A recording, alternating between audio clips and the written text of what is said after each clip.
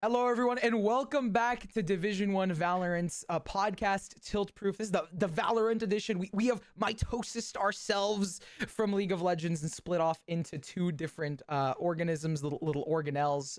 And now we're here with the Valorant side. Yippee! Valorant! Where we had some really good games. My name is Nerds. I'm here joined by Ancient Angel and Scott Infernosis, two lovely casters and co-hosts, and we have a lot to get through. But before we get through any of that, how's everyone's weekend? I don't know, man. A lot of stuff's been happening. The weekend of Tuesday to Wednesday. The weekend is doing so darn good for me right now, honestly. Yeah. It's just it I had feels an like it's a event. weekday. It's just moving so fast. I've had an eventful weekend. I'm not gonna lie. We during the weekend we had Maryville Winthrop, and then on top of that, we had throughout the week we had even more games. I'm not gonna lie, I got super excited because the weekend was also the very first inaugural day of Division 1, guys. Come on. Was this all just one large Yes, setup it was. to talk about? Oh, being 100%, super excited baby. Div 1 was. Well, you should at least let us know beforehand. Come on, we gotta be like set up into this one and all. Now Angel and I look like fools. At this We point. just look like the unimpressed like old men from the Muppets. I don't think I'm ready for this one. I think it would be better if it was off the air. Well. This can be a reference a lot of these collegiate players are not going to know in the slightest, by the way. I feel like there's a big generation difference somehow there. Lord. yeah. Oh, is I it agree. Old Man I'm super Scott? excited Division 1 is getting started. Old Man And it was Scott? a really good first week. It really was. I'm 26. I'm not that old, please. All right? I'm not that old. Fair enough. That's young in my eyes, but all jokes aside, right? Like like we've been saying, we've split off. So just to kind of talk about it, we're going to be talking about the Division 1 Valorant side. If you do have anything, if you're interested about League of Legends at all, highly recommend go checking it out, subscribing down below, and getting involved in all the action. But before we get into everything, there are some themes that were established. It literally says on my beat sheet. And I don't know how I feel about them, but the very first one is the early wins that we've seen from some of these teams, how impactful they are, and in the current standings, because the unbeaten teams are Maryville, Stony Brook, Ohio State, and St. Clair College. So those four teams, how much value do we put into their early victories? How much, do we give to those teams of having those like 1-0 statuses so early on in the league? Go for it. All right, so I think the big three we're looking at more specifically, because I don't want to discredit Ohio State's victory. I really enjoyed that Ohio State game. It was actually a pleasure to watch and participate in. But Utah is a team that we were looking at and going, they're honestly shocking us what they were able to do. But the big matchups were Stony Brook, were Maryville, and were St. Clair, especially with the way that Stony Brook were talked about in that Maryville interview at the end of that first series, saying, look out for Stony Brook. That was the team we were then proceeding to watch, and they did darn well, all things considered. So very impressed with them, but them starting off in a 1-0 fashion, and especially St. Clair, their game against West Virginia, which was that Titan we talked about, the sleeping one in the background you have to keep an eye on.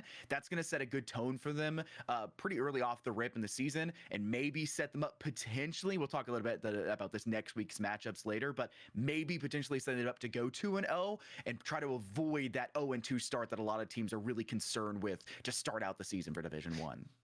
Yeah, and to kind of add on to that, I think there's kind of different ways that you need to look at all of these matchups, right? So I think you hit Stony Brook exactly on the head, right? The fact that Maryville came out and said, you need to watch out for the Stony Brook team, and then that's exactly what we did, and they delivered to that promise.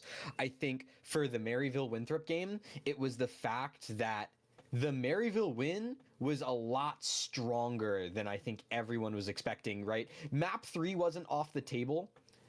But the fact that it was such a dominant map 2 and 3, I think is what is keeping people on this kind of Maryville radar. And then on the other side of things, to talk about the end of the week, that St. Clair West Virginia game, right? We talked about West Virginia as kind of the sleeping giants.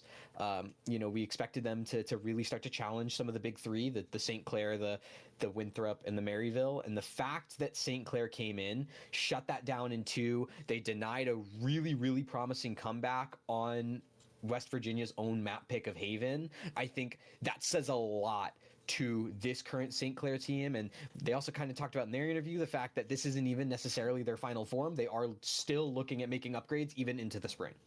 Okay. Well, actually, that brings us into the next point of the winless teams, right? You talked about West Virginia, but Winthrop, Boise State, and Utah. I want to immediately bring up the fact that Winthrop is 0-1. Doesn't say standings wise, and specifically here, it doesn't really say the whole picture about Winthrop, because we know that they are going to be a dominant force. They're one of the top teams.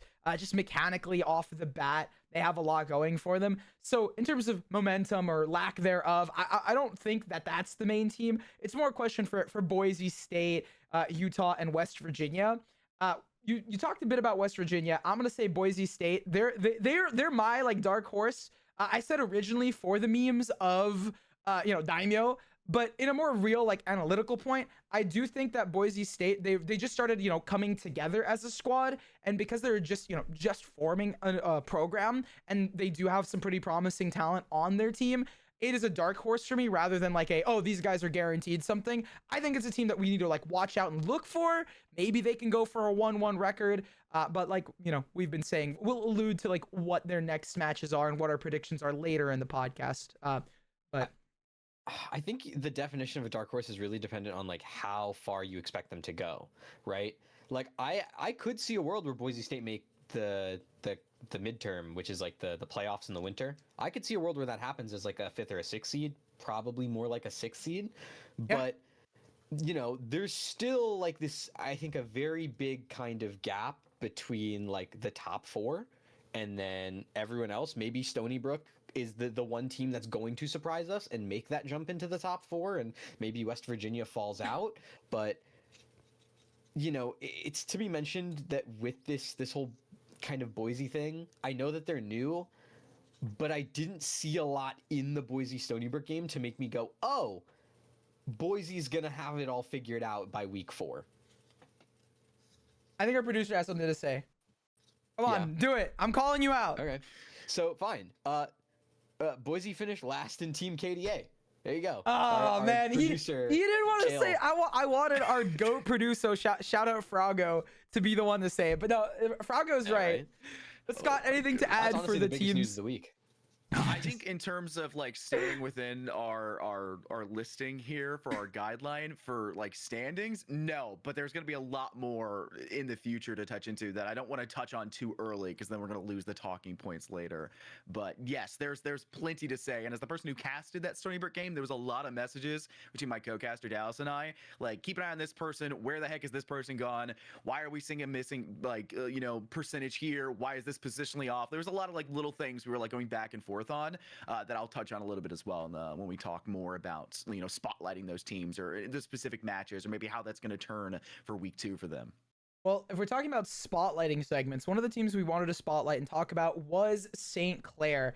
And initially, they opened up with a win, but we talked about, I think me and Angel casted that game, and I'm not going to lie, I've lost the plot. I've had so many plots in my brain. It's literally a gold farmer in the rush to find Eureka or whatever in Canada, California. Why did I say Canada? In California.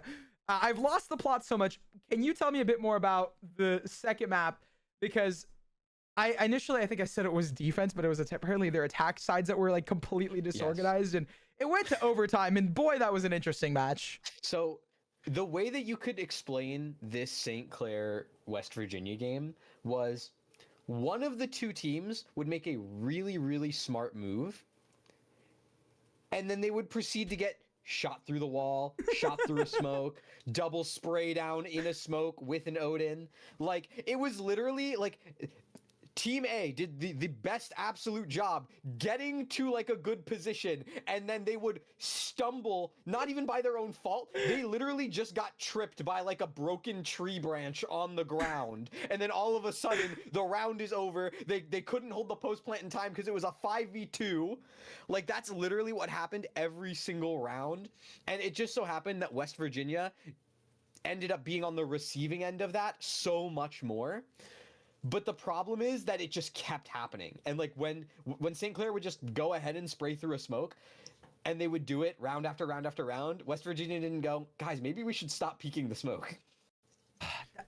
15-13 is how that game ended, by the way. Specifically Haven. Like, it went all the distance, man. I mean, Scott, were you watching it?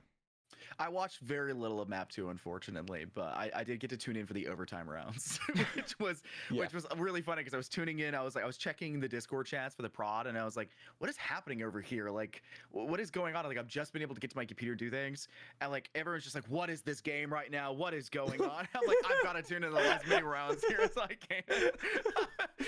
It was really entertaining though, too, which I was kind of expecting it out of St. Clair when they pick up both Wadi, which I think is stuck in Brazil right now. It's from what I've heard behind the scenes, and then JP, who when you talk about spraying through smokes, this is the player I've always looked at going, I would absolutely just lose my mind having to play against them because the sheer audacity Cumberland have to spray through every smoke everywhere, and that was something JP specifically was super solid about.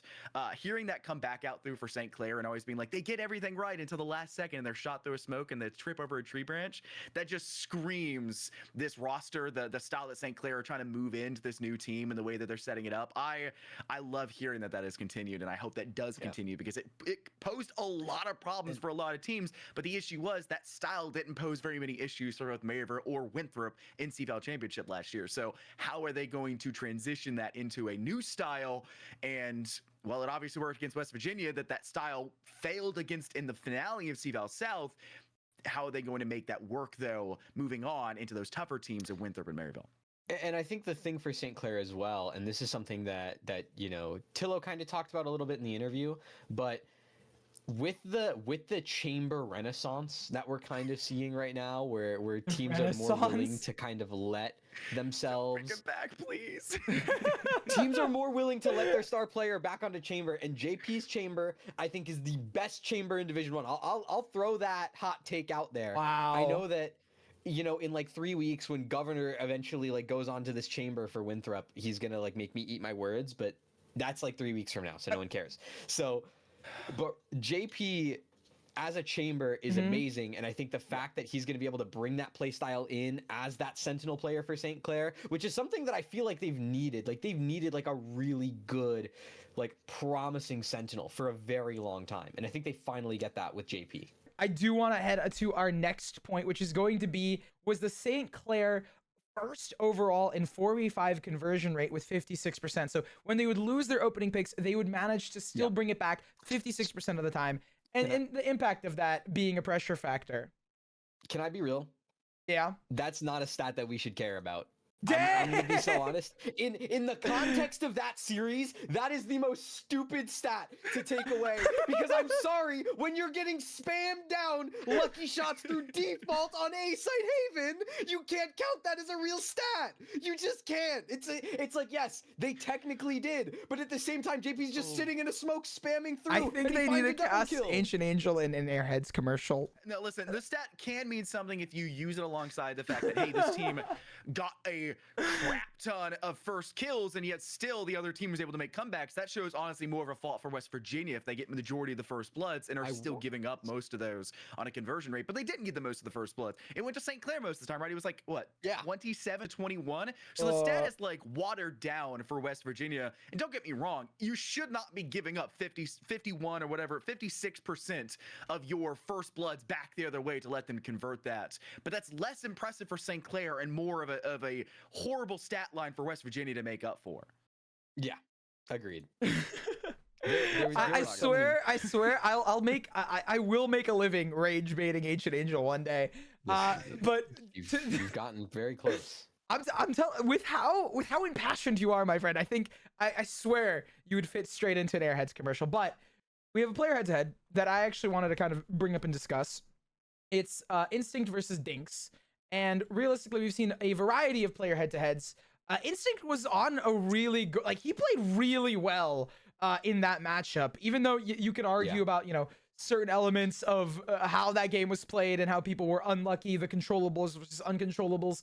Instinct is definitely one of those players where he felt like he was in control a lot of his own actions. So we put him up against Dinks, who's the duelist on the other side for West Virginia, in terms of the stat lines. And I'll pass it to Scott. Bad game for Dinks. It's just a bad game for Dinks. You don't look at a duelist through 2 maps only getting 27 kills and 40 deaths and go, this is a comparable stat line across the two teams. And we'll touch on like duelist stat line comparisons. I think that's a big point for Stony Brook as well in their series, and as well for the Ohio State game. That was a big one. We talked about Dez, and we'll really talk about Dez later. You can't have a duelist go 27 and 40 and then think about how you're going to comparably get into a site on attack or even survive on defense, because we talked a little bit about on like maps like Haven, which we saw in that series, how good the Neon can be in both offense and defense. If you're ghosting or not able to close out opening kills or not able to close out really any kills, opening or finishing, you can't really compare against a player like Instinct who drops 47 and 35, right? You have more kills than they had deaths, and that deaths number was already a ludicrous stat line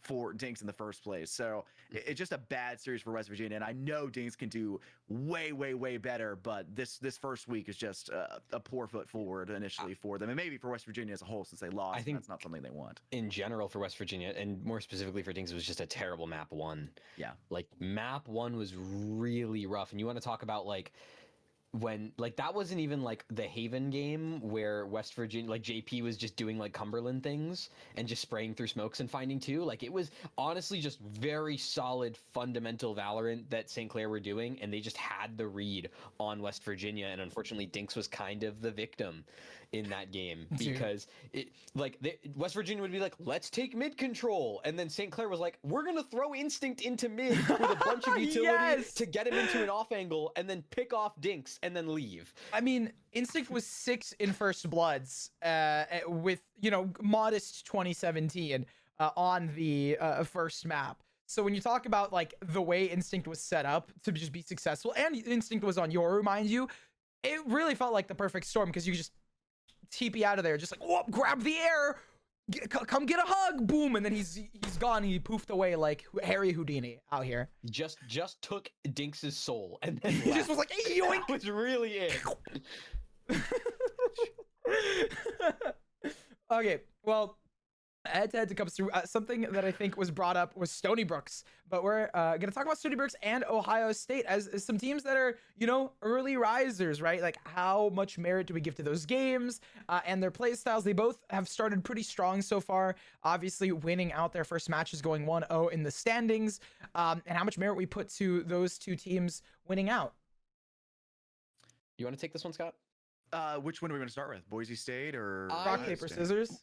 I think I'll just say this, and you can yell at me if I'm wrong. I think the Stony Brook win was more impressive compared to where we had them start. I think Ohio State. What I'm going to be interested in is when these two play each other. I think that Ohio State Stony Brook game will be very interesting. I know that next week Ohio State's playing Boise, so if Ohio State lose that, then. Ugh. You know what I think? The match I really want to see now is actually Utah versus Boise State, because I was actually genuinely impressed with Utah. The fact they took it to 3 maps against Ohio State, the turnaround over for the map they win, the conversion rate for it. The interview we had afterwards with Ohio State, we're talking about like we are expecting that. They were like, we're a little shocked, but they were very good on that map, right? But then you turn that over in Stony Brook. It was a ridiculously good stat line, but honestly, a lot of their victory was coming off of Abel just finding the most ridiculous frags and most random points, and that was really the story for Stony Brook across both maps. Really, Abyss, I feel like, was the big problem child for a long time. Conversion rates were just really poor for Boise State. You'd get a little bit of a lead, 4 or 5 rounds, and then it's all just completely out the window. It's just you just let things come back, and it was a recovery game over and over again. And that was also the issue I think that we had talked about for a while there. Nerds was saying the starts for the house for Ohio State and Utah. It was a game of, recovering. It's a game of finding those adaptations that started to work. And Ohio State was a little slow for my liking. That's your top teams in collegiate and your tier 2 teams aren't going to take 6 rounds of losses in a row to recover. I knock over a can. 6 rounds in a row and to recover. I'm really with my hands right now. 6 rounds in order to recover off of bad mistakes and doing the same thing over and over again, beating your head against a brick wall and being the very definition of insanity. But Utah very well shouldn't have kept doing the same thing 6 rounds in a row. They should have said, okay, are we really getting lucky at 6 in a row? Or are they never going to make up for it? The moment they win a single round should be your sign. We switch to that next strategy. And I just didn't see a lot of depth out of Utah's book. And I did see a lot out of Boise State, all things considered. I know they have a lot in their back pocket. pocket. I know they've got the staff and the coaches to really guide them through that, and those players that are confident for it, but they just got outplayed by Stony Brook, and they got outperformed by big individuals on big rounds, and it was really clutch moments for Stony Brook that gave them those leads to give them those map wins. That's what I'm saying. I'm just gonna cut you off. Ohio State has a bit more. I like Ohio State. They're great. They have a bit more to show. I think Stony Brook, I'm going to give it to them a bit because I actually thought Boise State would come in with a bit of like that, like the wild horseman, wild horse. Oh my God. The wild card mentality. But at the very, very end of the day, you have to always just give it up to that initial like gut feeling, because you got the Wolves on one hand and you got the liminal space aura of Ohio State in the pick'ems. I'm just saying. But before I cut vibes for the whole I like how you cut me off to make an aura vibes thing when I was like actually going to talk about Ohio State. I wanted to like okay, if you want to talk, sure. Let's talk about Ohio State. I was going to say the head-to-head, but yes. You actually analytical, whatever.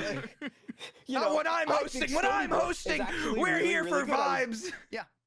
I was very, very impressed. I think, you know, yes, was it a lot of hero plays to get them from the, you know, like to that win and kind of stop a lot of the momentum from Boise? Yeah. But I also think that Ohio State had Dez.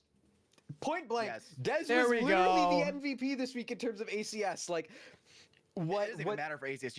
You can be like really effective in ACS and not really do much for the team in terms of setting up your team and your utility. Dez was everything, right? Like this team would not have had any forward momentum without Dez. They would have not had the ability to retake sites or even get into sites on their offense.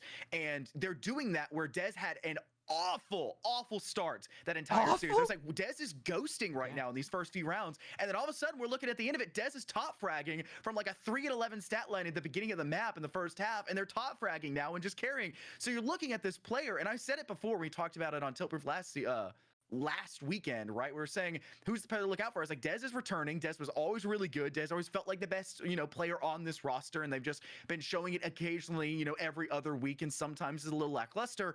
I think maybe this is the time where we see Dez completely perform and outperform everybody else, but that is against a team like Utah. So how will Dez perform against teams like Winthrop, like Maryville, like St. Clair, who's now playing this I'm just shooting through smoke strategies? I'm not sure if Dez will be able to play that way. He has to change his positional mindset. He has to change his timing, which was the big problem on Ascent for Dez early on. They have to change that timing, which is just something that St. Clair, with the way that they were shooting through smokes, are going to be really good about counter reading. You have to be completely different round by round. You have to be completely different map by map, and that requires expanding your portfolio by 2, 3, 4, even 5 times just to make sure you have enough to coordinate, you know, tap your foot, get into the band for your college, right? Just try to get the tempo set, because it just cannot be the same way it was throughout that entire 3 maps. Fair enough. I do want to say that there is something. I'm not interrupting for aura. I'm interrupting for the head-to-head that we had, because I put up Superman versus Dez in my head-to-head pick. Like, if I was like, okay, if we had to look at one, Dez dropped 63 kills that entire game, and over the course of 3 maps. So when you talk about like the first, like him having a slower start and then really showing up, it really shows throughout it, because everything else is just green. Like, you look through the only thing he doesn't have that's like a bar up or like a boon ahead of literally his opposition is just deaths and assists. And yeah, you don't want to have more deaths for obvious reasons, and having a low assist count, that means that he's not dying after he's getting the first picks. He's just able to frag forward, and honestly, that's why I think I'm very excited to see how they play. Matchup that we do want to talk about is that in the future, right, not these current matchups for this week, but we are going to have Stony Brook versus Maryville coming up, not this week, but next week, after week 3 within the season. And I think that is a good thing to kind of touch up on, is because we've talked about, you know, Stony's doing, showing us some good stuff. Maryville, obviously, currently, you know, one of the top teams in most people's opinions. But I think that is a better matchup to discuss once, like, probably when we get to next week and see how these two teams fare. But I want to get your guys' quick thoughts. I'm gonna let you start. I always leave it open. I want to see the. Listen, we leave it open.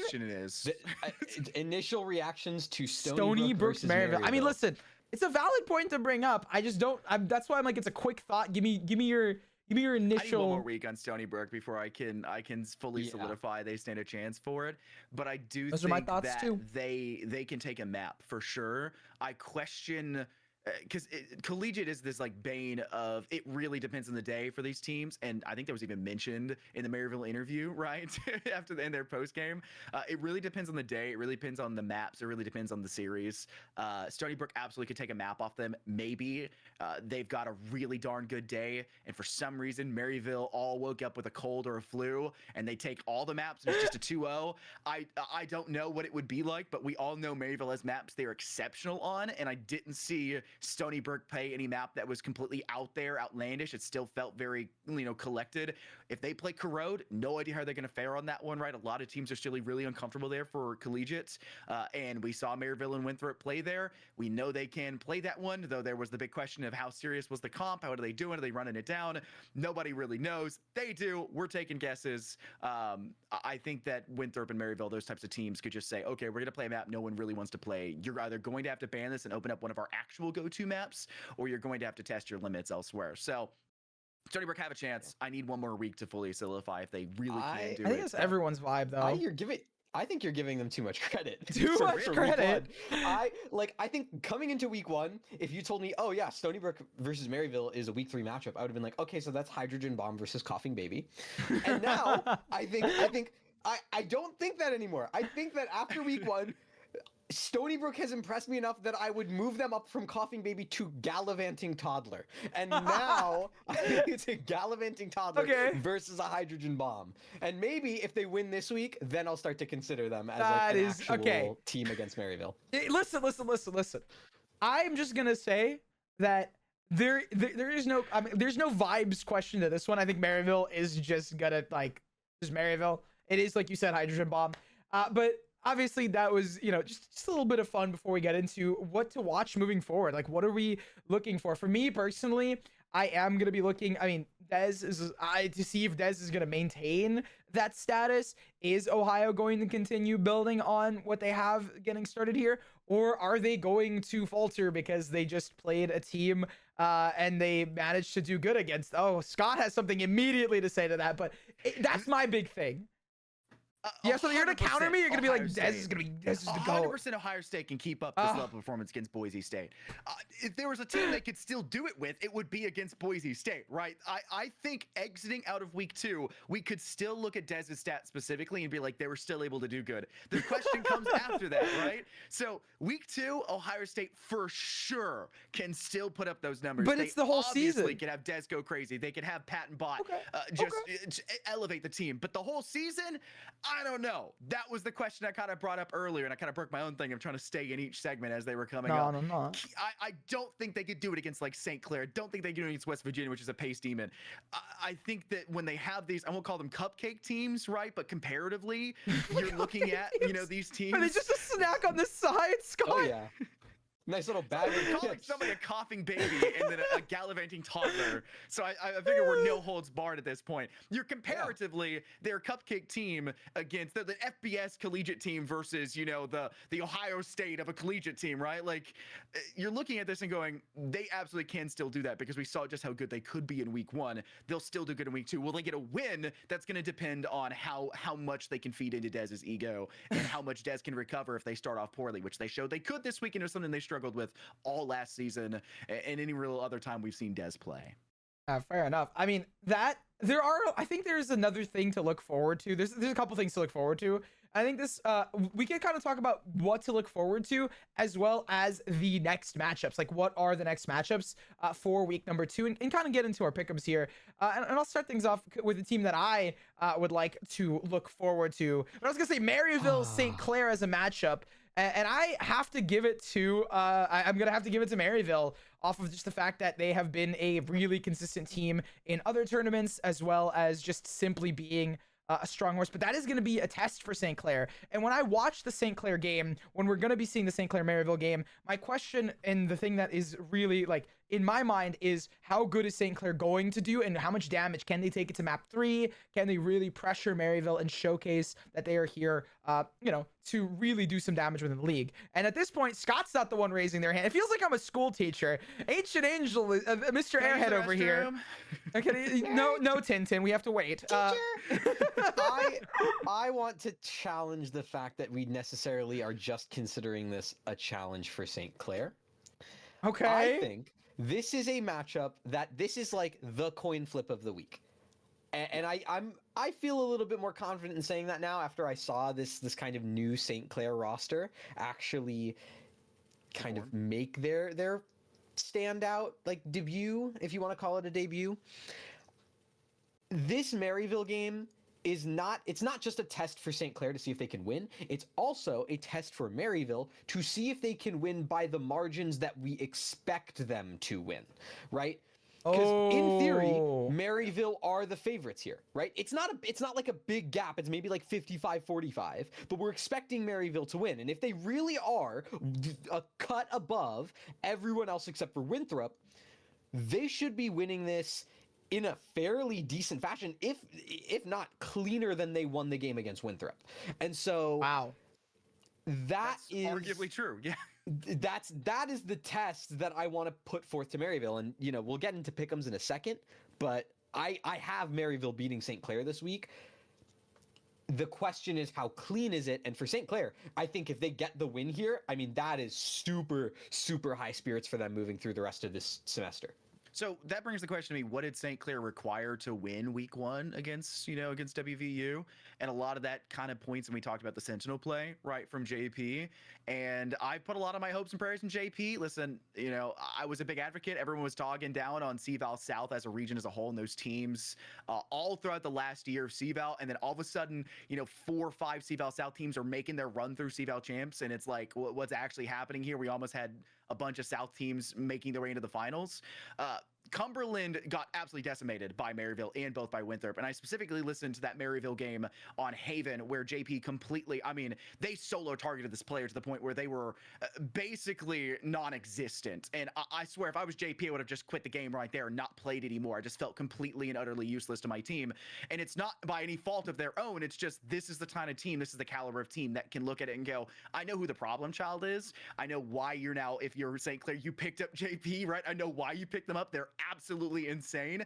I'm just going to go ahead and fixate on them and shut that down. If St. Clair once again run into that problem that we saw Cumberland run into, where you just shut down that one player and then you're left with 4 that don't really have a huge pivot piece for their roster, it's going to be Maryville by a really wide margin, and that is my expected result. I don't know if St. Clair have enough time with this player, with its setup this early in the season, to really formulate something to shut down a team like Maryville. I give the edge to Maryville, and the question is how far, but St. Clair, please prove me wrong. That is definitely the coin flip of the week for this entire set for Division 1. Everything else kind of feels like mostly an obvious result, bar the Boise and Ohio State game in my eyes. It would definitely be a flop if it wasn't such an intense game.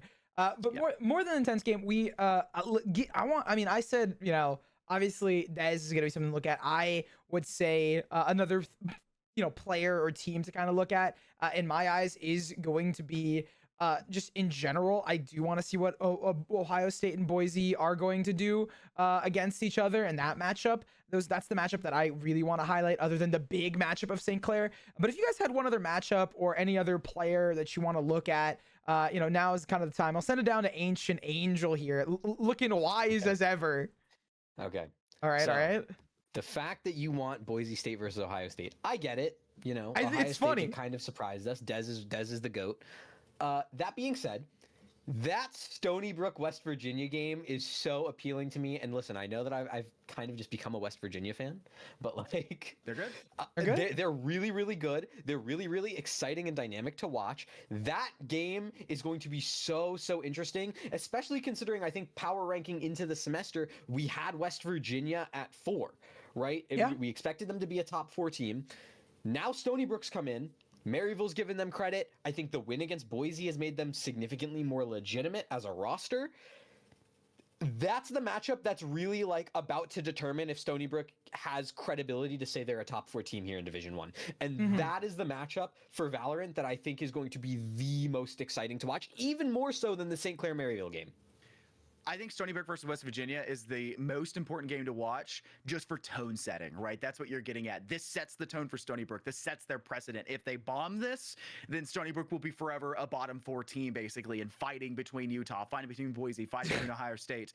Stony Brook want to step up to get there. And it would also force West Virginia to 0-2, which would put a team that we were like, this is a sleeper team that they won CVAL South, which is a huge statistic, some of the teams that were there. And they're now considered a bottom 4 team here for Division 1 amongst the likes of Boise State, Ohio State, not to dog on these teams. I really like the way they play. Maybe a bottom 2 team at that point. I mean, they would be statistically, but we talked about the gap between Winthrop would probably go up against Winthrop. I think Winthrop Utah is another good shout as well, because I think Winthrop would probably go up there as well, which would inevitably put West Virginia at the bottom too. Or sorry, are they rage baiting? I was like, well, yeah, Winthrop Utah is gonna be a really good game. No. I mean Winthrop Utah. It's gonna be Winthrop winning. It's gonna be a good game for West. I mean, it's all the games are gonna be good games. Listen, I'm the host. I have to keep things. Division. Oh my! Are we going? Okay, if you want me to be, it's literally gonna be an eagle and a fish, and it's going. It's gonna grab its dinner. Utah. I love Utah. I really enjoyed their series. Do you want me to be doomer and gloomer, or do you want me to be like, oh, all these games are good? Well, just because we're kind of sleeping on Utah Winthrop doesn't mean that we're not talking about how Stony Brook West Virginia is going to be the match of the century. All right, so order in the court. I'm hammering the gavel down. Near the end, obviously, let's do the pick'ems. Let's do our official pick'ems. So just say the team you guys think are going to win. Stony Brook, West Virginia. I'm gonna put my faith into West Virginia. Ancient Angel. Same. I've gone West Virginia. It's official. Like I already submitted my my stuff for the graphic. I got hope. Give me Stony Brook just because I want to have some copium. I really do. I love it. It's the aura of the Wolves. It's the aura of the Wolves. Oh my god. I can see it in the crystal balls. It's the aura of the Wolves. Utah versus Winthrop. I'm gonna go Utah. I want the coughing baby. I'm going. Winthrop's winning, guys. Winthrop's gonna win. Winthrop's gonna win. It's gonna go to Winthrop. But I think this is another one that sets a tone. Utah played exceptional in week 1, even though they didn't come out with a win. They really shocked Ohio State on their map win. I think that they will learn an infinite amount more than any other team this week through this loss against Winthrop. I think that's the most important thing a team can do is to learn through their losses. So it goes to Winthrop, but Utah, this is where you grow, and I'm super excited to see what you do in week 3. Show us like a good set of rounds, make it like a 13-8. If you get a 13-8 against Utah State, I'm happy. Hell yeah. I'm over the moon. I'm buying into Utah stocks. You're buying the stocks. We talked about the St. Clair and Maryville match. I already said Maryville. Ancient Angel and Infernosis, obviously, you guys discussed it to length, but what are your official predictions? It's got to be Maryville. The problem is, if I believe St. Clair could do it, deep down. But every time you believe, I know if I pick them, I'm sending them to doom. So I have to pick Maryville. I think if JP goes crazy, listen, it's JP versus Maryville in my eyes. I hate to have that level of bias for JP specifically. That's fair. But it absolutely is. If JP ghosts or gets forced to ghost, because it's never really their fault. I don't think I've ever seen JP perform badly for no reason. It's JP versus Maryville. Maryville shut that down like they've done before. It's 100% Maryville the whole way. So St. Clair, shock us, please. Please. But Maryville is my be the disruptor. Let it be Tillo time. Let it be Tillo time. Okay. Yes. Let it be Tillo time. You said Tillo time, and immediately I was like, maybe I discredit my boy Wildfire and go for Tillo time. But I can't. My Ukrainian goat. And then finally, Ohio State versus Boise. I'm gonna give it to the analytical part of my brain is Ohio State, but the funny part of my brain is clout. I'm gonna go with Ohio State because they have been looking really clean, and as much as I do have Boise State as my dark horse, I think it's going to take some time, and I think that if they are going to have that dark horse, it's gonna be towards the end of the season at playoffs. So Ohio State's gonna be my pick. Scott? Listen, I've been on both campuses. I've been in both esports facilities. I have seen the culture. I mean, he's always got the reps. right? I have breathed these cities, and 100% Boise, Idaho. That is a city you go into, and you're like, what are you gonna do in Boise, Idaho? And you leave saying, I want to live here for the rest of my life. But Ohio State, it's cold every time I've ever gone there, and it's about to be cold as ice in that series. Give it to Ohio State. Okay. Okay.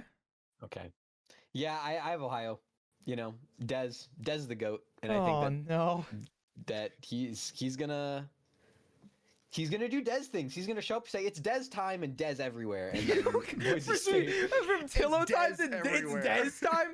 We're It's Dezing Dez all over time. the We're place. starting that. That's a new Division Well- 1 thing. Make it the copy Oh pasta. Lord. Dez shows up I feel like and everywhere. it's Dez time, or is it just like literally everyone? All right. With that, obviously, right, the first episode was the first blood, right? Everyone was coming in, trying to get the picks, trying to get the, the punches in, their licks in. And this one, we're talking about what could happen. But I want everyone here watching to tune into what is going to happen, right? What is happening throughout the games. We are going to have games on Sunday and Monday evening. So please do tune on in onto Division 1 Valorant. And like I mentioned at the top, tippity top of the show, we have split Division 1 Tilt Proof, the Tilt Proof podcast into two. We have now Valorant and League of Legends. The two cells of the Riot ecosystem have now diverged as they probably should be. I felt bad for Alk Battery, but I do want to sneak in here. All of my League of Legends predictions are the opposite of Alk Battery, and if I get any of them right, it's because of Aura, obviously. Immediately my two co-hosts sigh in relief, but I hope you guys can We'll never sign be free. we'll never be free from my shenanigans. And before we sign on off, any final words here near the end, co-hosts? I see Scott's just like, no, I'm done. I talk a lot. I yap a lot. It's kind of my thing. And I feel like We need the I've chess covered what I timer. We need the needed to. chess Anything timer. more than this is just, it's vibing for me. So yeah. Well, all right, guys. We spoke our piece. We spoke the piece. This piece, it's been said. It's been said. All right, guys. Please tune into some more Tilt Proof in the future, and we'll see you guys in week 3 of Division 1 Valorant.